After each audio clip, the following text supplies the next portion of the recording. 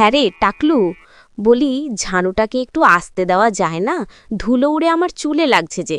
জানিস তো আমার এই রেশমি চুলের কত যত্ন করতে হয়। তোর তো আর সেই চিন্তা নেই, মাথা তো পুরো ফুটবল খেলার মাঠ। কেন রে বোন, কি হয়েছে? আমি তো ঝাড়ু আস্তে আস্তেই দিচ্ছি। আস্তে আস্তে দিচ্ছ না, যেন সাই দিচ্ছ। আস্তে আস্তে ঝাড়ু দিলে কি সব ময়লা আমার গায়ে আসে। কেবলমাত্র গোসল করে আসলাম, এখন তোমার জন্য আমাকে আবার গোসল করতে হবে। আর ভালো লাগে না। কেন যে এখানে তুমি এখনো পড়ে আছো, এই বাড়ি ছেড়ে যে কেন যাচ্ছ না চলে তাই বুঝি না। তুমি তো একটা আপদ, এই আপদ যে কবে বিদায় হবে কে জানে। বোন, আমি তো আস্তে আস্তে ঝাড়ু দিলাম। ঠিক আছে, এরপর থেকে আরও সাবধানে কাজ করব। তুমি তো ঝাড়ু পরে দিলেই পারতে। যেই দেখেছ আমাকে এখানে, অমনি চলে এলে ঝাড়ু নিয়ে। ঝাড়ু দিতে আমি তো বুঝি তুমি আমাকে হিংসে করো। আরে বোন, এসব কি বলছিস তুই? তুই তো আমার ছোট বোন, আমি কেন তোকে হিংসা করব বল? আমাকে তুমি একদম তোমার ছোট বোন বলবে না। তোমার মতন টেকো বোনের আমার কোনো প্রয়োজন নেই। কোথায় আমি রাজকন্যা আর কোথায় তুমি চাকরানী? এভাবে অহংকার করতে হয় না রে বোন, অহংকার একদম ভালো না। আমি তো আর ইচ্ছে করে এরকম হইনি বল, আল্লাহ আমাকে এরকম বানিয়েছে, এখানে আমার কি দোষ? হয়েছে হয়েছে, তোমাকে আর অত জ্ঞান দিতে হবে না। তোমার থেকে আমার ভালোই জ্ঞান আছে। আমাকে এত জ্ঞান দিতে এসো না। সময় বাঁচো যেন বাড়ির সব কাজ করা হয়, কোনো কাজ যেন পড়ে না থাকে। হ্যাঁ রে বোন, সেজন্যেই তো এখন ঝাড়ু দিতে এসেছি। না হলে সময় মতো কিভাবে সব কাজ করব বল? এরপর তো আরও অনেক কাজ আছে। সময় মতো কাজ করতে না পারলে তো আবার গালমন্দ শুনতে হবে। গালমন্দ তো শুনবেই। তোমার মতন এমন অলক্ষী এই বাড়িতে থাকাই তো পাপ। আয়নায় নিজের মুখ দেখেছ কোনো দিন? একটাও তো চুল নেই, দেখলে মনে হয় যেন একটা পোড়া কুমড়ো বসে আছে। এমন সময় রুবেল এখানে চলে আসে। কি হয়েছে অসীমা? সাত সকালে চেঁচামেচি করছো কেন? শান্তিতে কি একটু ঘরে থাকতেও পারবো না? যখনই আসি তখনই দেখি শুধু দুজনের চেঁচামেচি। দেখো না গো স্বামী, তোমার এই বড় বউয়ের ঢং। ধুলো উড়িয়ে আমার রূপ নষ্ট করছে, আবার কিছু বলতে গেলে উল্টো কথা শুনিয়ে দিচ্ছে। ওকে বিদায় করো না কেন? পাড়ার লোকে তোমাকে নিয়ে অনেক হাসাহাসি করে। তোমার এই টাক বউয়ের জন্য পাড়ায় বের হওয়ার কোনো উপায় নেই। যেখানেই কেউ দেখে সেখানেই শুধু কথা শোনায়। সত্যি আলো, তোকে দেখলে আমার ঘেন্না হয়। কেন যে তোকে বিয়ে করেছিলাম? তোর বাবা মা বলেছিল বিয়ের পরে আমাকে 1 বিঘা জমি দেবে, তার তো কোনো খোঁজ খবর নেই। তোর তো কপাল ভালো, আমি এখনও তোকে বসিয়ে বসিয়ে খাওয়াই। আমার জায়গায় অন্য কেউ হলে কবে যে তোকে ঝাঁটা মেরে তাড়িয়ে দিত। অসীমার পায়ের নখের যোগ্যও তুই নোস। যা, এখান থেকে গিয়ে রান্না কর, আর যেন কোনো ভুল না হয়।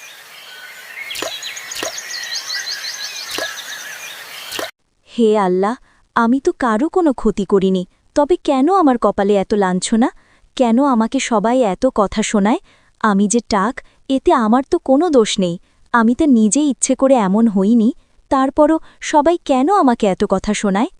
রান্নাঘরে বসে আলো যখন মনে মনে এসব কথা ভাবছিল, তখন অন্যদিকে অসীমা আলোর বিরুদ্ধে ষড়যন্ত্র করতে থাকে। আজকে তোমার রান্নার আমি 12টা বাজাবো, দাঁড়াও। তুমি শুধু একবার রান্নাঘর থেকে বের হও। রান্নাতে যদি আমি লবণ আর লঙ্কা বেশি না দিয়েছি আর তোমাকে বেশি কথা না শুনিয়েছি, তাহলে আমিও অসীমা নয়। এই কথা বলে অসীমা কলসের সকল পানি ফেলে দেয় এবং রান্নাঘরে যায়। তখন আলো রান্না করতে থাকে। অসীমা রান্নাঘরে গিয়ে আলোকে বলে, শোনো, ঘরে খাবার মতন এক ফোঁটাও পানি নেই। তুমি এখনই গিয়ে খাবার পানি নিয়ে আসো, আমার খুব পানির পিপাসা পেয়েছে। কি বলছিস বল? আমি তো সকালেই পানি এনে রেখেছি। পানিতে এত তাড়াতাড়ি ফুরিয়ে যাওয়ার কথা না। তুই একটু ভালো করে দেখ, হয়তো আছে। তার মানে কি তুমি বলতে চাচ্ছ আমি মিথ্যে কথা বলছি? না না বোন, মিথ্যে কেন বলবি? হয়তো আমি ভুলে গিয়েছি পানি আনতে। আচ্ছা ঠিক আছে, আমি একটু পর যাচ্ছি। তরকারিটা নামিয়ে রেখে, না হলে তরকারিটা পুড়ে যাবে তো। ঠিক আছে ঠিক আছে, তুমি যাও, আমি এদিকে সামলাচ্ছি। তুই পারবি তো বোন দেখতে? হ্যাঁ হ্যাঁ পারবো, যাও তো এখন, আমার খুব পানির পিপাসা পেয়েছে। এরপর আলো কলসি নিয়ে নদীতে চলে যায় পানি আনার জন্য। আর অন্যদিকে অসীমা তরকারিতে ইচ্ছেমতো লবণ আর লঙ্কা গিয়ে রাখে। আমার সাথে তুমি পাঙ্গা নিতে এসেছিলে তাই না? আজকে দেখাবো তোমার মজা। আমার সৌন্দর্য নষ্ট করতে আসো তুমি? একে তো নিজের মাথায় একটাও চুল নেই, তার উপরে আমাকে হিংসে করা। আজ আসুক রুবেল বাড়ি, তারপর দেখবে তোমার 12টা কিভাবে বাজানো হয়। দুপুরে যখন সবাই খাবার খেতে বসে ঠিক তখন রুবেল খাবার মুখে দিয়ে খাবারগুলো ফেলে দেয় আর চিৎকার করে বলে ওঠে, আলো, এ কি রান্না করেছিস? লবণ আর লঙ্কা কেন এত বেশি? তুই কি আমায় বিষ খাইয়ে মারতে চাস? না গো, তা কেন? আমি তো মেপে লবণ আর লঙ্কা দিয়েছিলাম। মেপে যদি দিয়ে থাকিস তাহলে এই পরিমাণে লবণ আর লঙ্কা কিভাবে হয়? খাবার তো মুখে তোলাই যাচ্ছে না। ওগো শুনছ, ও ইচ্ছা করে করেছে। ওর মাথায় তো চুল নেই, বুদ্ধিও নেই। ও চায় আমি আর তুমি যেন কষ্ট পাই। আজ থেকে তুই একবেলা খাবি, তাও পান্তা ভাত। আর যদি তা খেতে না চাস তাহলে না খেয়ে থাকিস। এমন কথা বলো না গো, আমি শুধু পান্তা ভাত খেয়ে কিভাবে থাকবো একবেলা?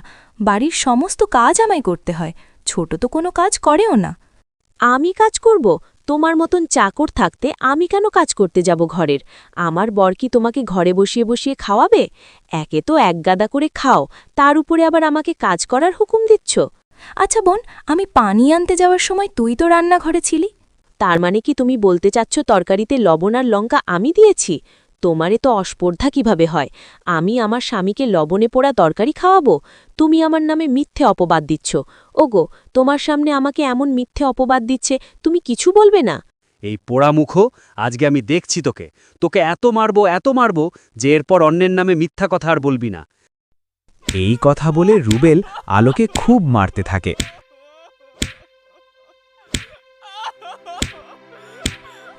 ওগো, আমাকে আর মেরো না, আমার খুব লাগছে। আমাকে আর মেরো না, ছেড়ে দাও, ছেড়ে দাও আমাকে। আমি আর এমন ভুল কখনো করব না, ছেড়ে দাও আমাকে। ওকে একদম ছাড়বে না। ওর খুব বার বেড়েছে, তাই না? একদম ছাড়বে না ওকে। ওর জন্য পাড়ায় কারোর কাছে মুখ দেখানো যায় না। অলক্ষণে পোড়ামুখী টেকো, মরেও না কোথাও গিয়ে। কেন যে এখনো পড়ে আছে এখানে কে জানে। ওকে আজকে মারতে মারতে মেরে ফেলো, তাহলে ওর উচিত শিক্ষা হবে। ওকে একদম ছাড়বে না।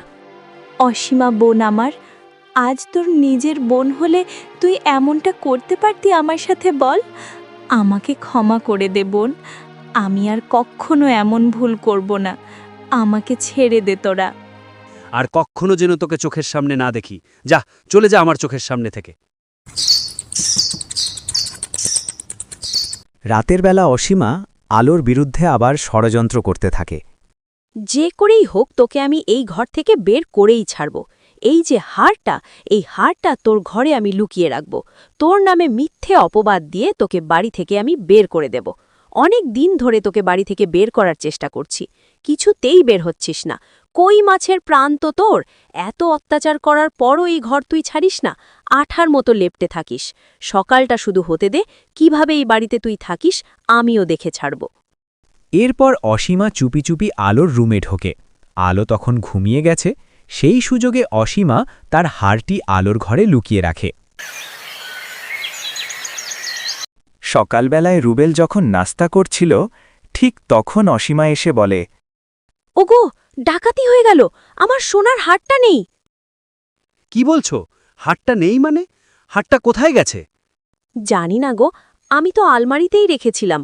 আমার মনে হয় তোমার বড় বউ নিয়েছে হারটি। না স্বামী, আমি চুরি করিনি। আমি কেন চুরি করব? তবে হার গেল কোথায়? তোর ঘরেই নিশ্চয়ই আছে। অসীমা ঠিকই বলেছে, তোর মতো কুৎসিত মহিলার মনটাও কুৎসিত। নিশ্চয় তুমি নিয়েছ হারটা। আমার হার এক্ষুনি ফেরত দাও। সেদিন দেখেছি তুমি কিভাবে আমার হারের দিকে নজর দিচ্ছিলে। আমার স্বামী আমাকে হার এনে দিয়েছে, তোমাকে দেয়নি, তাই তোমার সহ্য হয়নি, আমার হারটি চুরি করে নিলে। না বোন, আমি সত্যি তোমার হার নেইনি। তাহলে চলো, তোমার ঘর খুঁজে দেখব। যদি তোমার ঘর থেকে পেয়েছি না, আজকে তোমাকে আমি ঘর ছাড়া করব। এরপর সবাই মিলে আলোর ঘর খুঁজে দেখে আর সেই হার আলোর ঘর থেকে খুঁজে পায়। আলোর ঘর থেকে অসীমার হার খুঁজে পাওয়ার পর অসীমা বলে, কি ব্যাপার, তুমি নাকি আমার হার চুরি করনি? এখন আমার এই হার তোমার ঘর থেকে কিভাবে পেলাম বলো? বিশ্বাস করো বোন, আমি তোর হার চুরি করিনি। আমি জানি না এই হার এখানে কিভাবে এলো। ও, তাহলে কি তুমি বলতে চাচ্ছ এই হাড়ের পা গজিয়েছে আর একা একা হাঁটতে হাঁটতে তোমার ঘরে চলে এলো? তুমি কিচ্ছুটি জানো না। কোনোদিন এমন হাড় তো পড়তেও পারোনি, এখন আমার এই চোরের সাথে থাকতে হচ্ছে। ছি ছি ছি ছি, তোমার লজ্জা করল না এমন কাজ করতে? তুমি না আমাকে ছোট বোন বলো? তোমার স্বার্থের জন্য এমন সম্পর্ক করতে এসেছিলে। স্বার্থপর, চোর, অলক্ষী। ওগো, বিশ্বাস করো, আমি সত্যি কিচ্ছু জানি না এই হার কিভাবে এলো আমার ঘরে। আমি এই হার চুরি করিনি। শোনো রুবেল, তোমাকে আজকে একটা সিদ্ধান্ত নিতেই হবে। তুমি হয়তো আমার সাথে থাকবে, নয়তো তোমার এই টেকো বউয়ের সাথে থাকবে। আমি আর এক মুহূর্ত এমন টেকো মিথ্যেবাদী মেয়ের সাথে থাকতে পারবো না। তোমাকে এক্ষুনি একটা সিদ্ধান্ত নিতে হবে। তুমি কি করতে চাও বলো? না না অসীমা, এমন কথা বলো না। আমি তোমার সাথেই থাকব। আমি এই মিথ্যাবাদী মেয়ের সাথে একদমই থাকতে চাই না। ওর মতো ডাক বউকে দেখলেই তোমার ঘেন্না লাগে, আর ওর সাথে এক ঘরে থাকা তো দূরের কথা। এই মিথ্যাবাদী ডাক, বেরিয়ে যায় এক্ষুনি এই বাড়ি থেকে, আর কোনোদিন ফিরে আসবি না। ওগো, আমি কোথায় যাব বলো? তুমি ছাড়া যে আমার আর যাওয়ার কোনো জায়গা নেই। আমি কোথায় যাব? যেদিকে দু চোখ যায় চলে যা, না হলে পানিতে গিয়ে ডুবে মর। তবু আর কোনোদিন তোর ওই অলক্ষণে মুখ আমাকে আর দেখাবি না। আলো বুক ভরা কষ্ট নিয়ে কান্না করতে করতে ঘর ছেড়ে চলে যায়। হাঁটতে হাঁটতে গভীর জঙ্গলে চলে আসে। সেখানে একটি বড় পুকুর দেখতে পায়। সে সেই পুকুরে ডুবে মরে যেতে চায়। যখন পুকুরের কাছে যায় তখন একটি আর্তনাদ শুনতে পায়। কেউ কি আছো? আমাকে একটু সাহায্য করো। কেউ আছো এখানে? আমাকে একটু সাহায্য করো। কি, এই গভীর জঙ্গলে কে এভাবে চিৎকার করছে? আলো অনেক খোঁজাখুঁজি করার পর ঝোপের পাশে একটি পাখিকে আহত অবস্থায় পড়ে থাকতে দেখে। কি, এত সুন্দর পাখিটার এই দশা কে করল? আহারে, কত রক্ত বেরোচ্ছে। এই কথা বলে আলো পাখিটির পায়ে জড়িভুটি লাগিয়ে বেঁধে দেয়। আলো বেশ কিছুক্ষণ পাখিটির সেবা যত্ন করার পর পাখিটি কিছুটা সুস্থ হয়ে ওঠে। ধন্যবাদ বন্ধু। কে তুমি? তুমি তো অনেক ভালো। তুমি এই অবস্থায় আমাকে পড়ে থাকতে দেখে আমার কত সেবা যত্ন করলে। তোমাকে অনেক ধন্যবাদ বন্ধু। আমি এক অভাগী মেয়ে। আমার স্বামী ও আমার সতীন মিলে আমাকে মিথ্যা অপবাদ দিয়ে বাড়ি থেকে বের করে দিয়েছে। এরপর আলো সব ঘটনা সেই পাখিটিকে খুলে বলে। পাখিটি সব ঘটনা শুনে বলে, তুমি কোনো চিন্তা করো না বন্ধু। এই যে পুকুরটি আছে, তুমি এই পুকুরে গিয়ে একটি ডুব দাও। একটির বেশি দুটি ডুব যেন দিও না, শুধুমাত্র একটি ডুব দেবে। এই পুকুরে ডুব দিলে কি হবে? আমি তো সাঁতার জানি না। আহা, এত প্রশ্ন করো না তো বন্ধু। তুমি ডুবে যাবে না পানিতে। তোমাকে যা বলেছি তুমি তাই করো। এরপর দেখোই না কি হয়। এরপর আলো সেই পুকুরে একটা ডুব দেয়। যখন সে একটি ডুব দিয়ে ওঠে, সাথে সাথে দেখে তার গায়ের রং আরও অনেক বেশি দুধের মতো উজ্জ্বল খরসা হয়ে গেছে, এবং মাথা ভর্তি চুল, গা ভর্তি গহনা, যেন এক সুন্দরী রাজকন্যা। কি বন্ধু, আমি এত পরিবর্তন কি করে হয়ে গেলাম? এ তো আশ্চর্য ঘটনা। আমি তো বিশ্বাসই করতে পারছি না। আমি এত সুন্দরী হয়ে গেছি ও আমার মাথায় এত ঘন চুল এসে গেছে। এটি একটি জাদুকরী পুকুর। যার মনে কোনো লোভ নেই, অহংকার নেই, এই পুকুর একমাত্র তাকেই সাহায্য করে। তুমি এখন তোমার বাড়িতে ফিরে যেতে পারো। আলো পাখির থেকে বিদায় নিয়ে বাড়িতে ফিরে আসে। কি, কে আপনি? কোনো রাজকন্যা কি আমার বাড়িতে পথ হারিয়ে এসেছেন? চিনতে পারছো না স্বামী? আমি তোমার সেই কুৎসিত টেকো বউ, যাকে তুমি বাড়ি থেকে তাড়িয়ে দিয়েছিলে। অসম্ভব, ওর মাথায় তো চুল ছিল না। এ চুল কোত্থেকে এলো? ও নিশ্চয়ই জাদু করেছে। হ্যাঁ বোন, এই দয়ার জাদু। যার মন সুন্দর, আল্লাহ তাকেই সুন্দর করেন, আর যারা মানুষকে কষ্ট দেয় তাদের রূপ বেশি দিন থাকে না। তোমার এত রূপ সৌন্দর্য কিভাবে হলো আমাকে বলো। আমিও তোমার মতো এত রূপ সৌন্দর্য করতে চাই। এরপর আলো অসীমা ও তার স্বামীকে সবকিছু খুলে বলে। অসীমা সবকিছু শুনে লোভ সামলাতে পারল না। সে সেই পুকুর পাড়ে চলে যায় এবং পাখিকে বলে, আমাকেও তুমি সুন্দর বানিয়ে দাও। এই পৃথিবীর সবথেকে সুন্দরী নারী আমি হতে চাই। আমার থেকে যেন কেউ বেশি সুন্দর না থাকে। এত লোভ ভালো নয়। তুমি ফিরে যাও, তা না হলে তুমি সবকিছু হারিয়ে ফেলবে। তুমি আমাকে ফালতু জ্ঞান দিতে এসো না। তুমি আমাকে উপায় বলে দাও, না হলে আমি নিজেই ওই পানিতে ডুব দেব। এই কথা বলে অসীমা পুকুরে নেমে পড়ে। তখন পাখিটি বলে, অতি লোভ ভালো নয়, অতি লোভ ভালো নয়।